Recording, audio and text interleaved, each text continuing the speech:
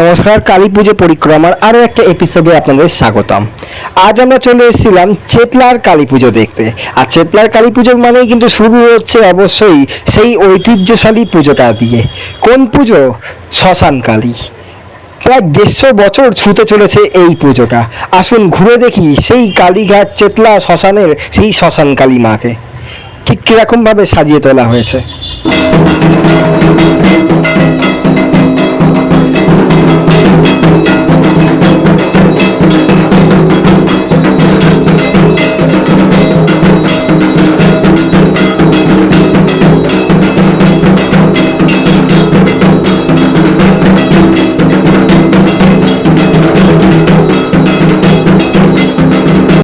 কথিত আছে যে শ্মশানকালী মায়ের যখন পুজো হবে ঠিক তার সামনে একটি চিতা জ্বালানো আবশ্যক।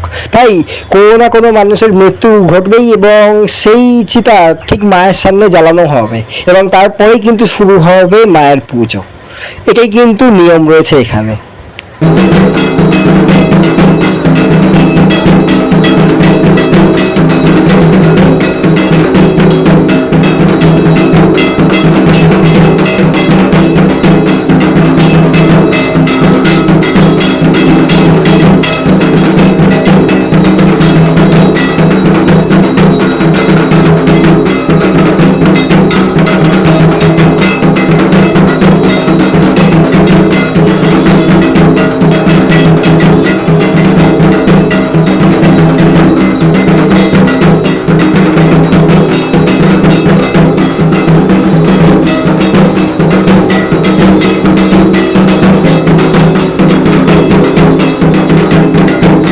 শ্মশানকালী থেকে বেরিয়েই পৌঁছে গেছিলাম জহুরা কালীর সামনে।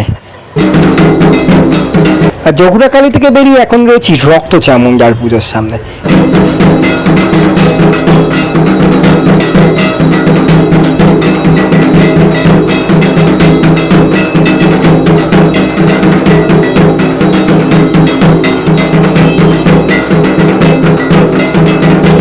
চেতলায় মা কালীর বিভিন্ন রূপের পূজা হয়, যেমন এই মণ্ডপে হয় মা রাজবল্লভীর পুজো।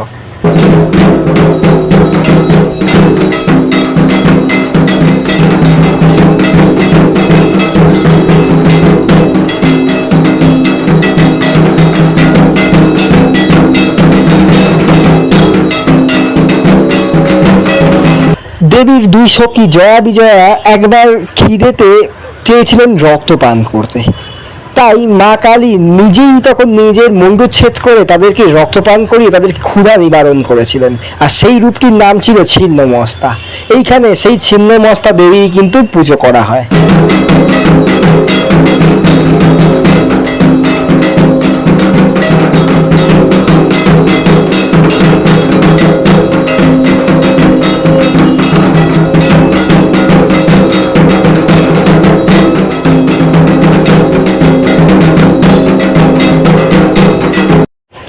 এই কালীটির নাম জ্বলন্ত কালী।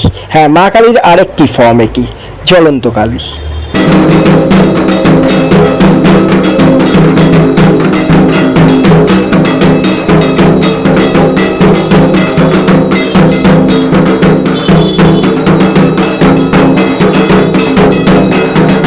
এরপর চলে এলাম মা শ্বেত তারার কাছে। আর শ্বেত তারার পরেই কিন্তু রয়েছেন মা কৃষ্ণ কালী। দেখতে পাচ্ছেন একেবারে হাতে শ্রীকৃষ্ণের বাঁশি, অন্যদিকে খাড়া। এখন রয়েছি পঞ্চমুন্ডার কালীর সামনে।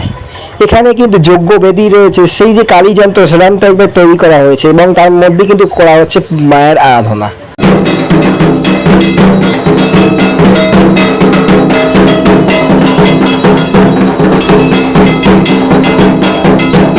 ঘুরতে ঘুরতে এখন চলে এসেছি মা এলোকেশীর সামনে। এখানে কিন্তু পুরো সোনার গয়না দিয়ে মাকে একদম সাজানো হয় এই পুজোটিতে।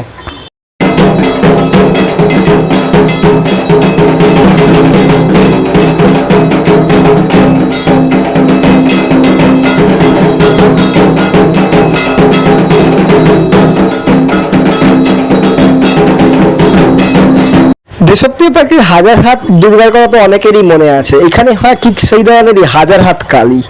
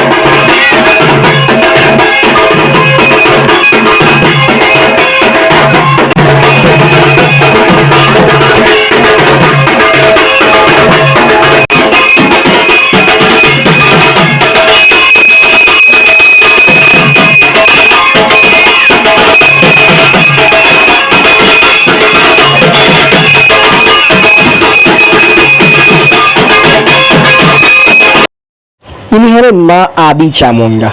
কতটা ভয়ানক রূপটা দেখো, কিন্তু তার মধ্যে কোথাও যেন একটা মানে সৌন্দর্য লুকিয়ে আছে।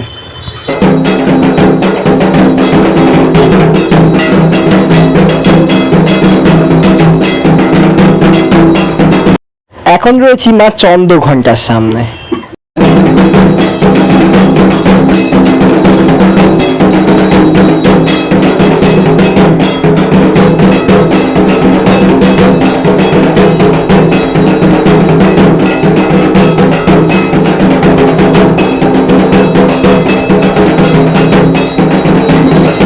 এখন রয়েছি চেতলার সেই ফেমাস ডাকাত কালী বাড়িতে।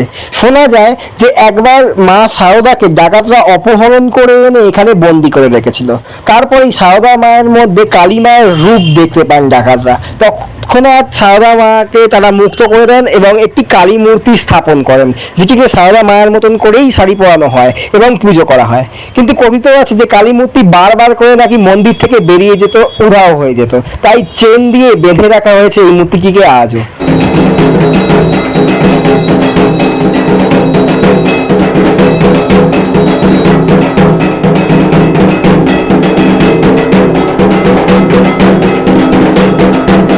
ডাকাত কালীর পাশেই হয় মা দুর্গা কালী। দেখতে পাচ্ছ হাফ দুর্গা এবং বাকি হাফটি কিন্তু কালীর রূপে রয়েছে, এবং মা কিন্তু একটি অসুরকে বধ করছেন।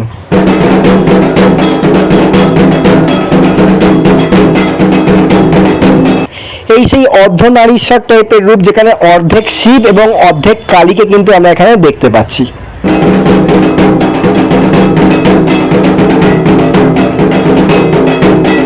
ঘুরতে ঘুরতে চলে এসেছি দুর্গাপুর ব্রিজের পাশে। আর দুর্গাপুর ব্রিজের পাশে মানে কিন্তু আবার একটি রক্ত চামুন্ডার পুজো।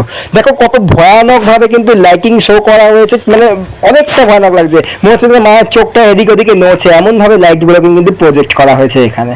খুব সুন্দর লাগছে, মানে বাচ্চারা গেলে তো ভয় পাবেই পাবে। বড়দেরও রীতিমতো গায়ে কাটা দিচ্ছিল এটি দেখার সময়।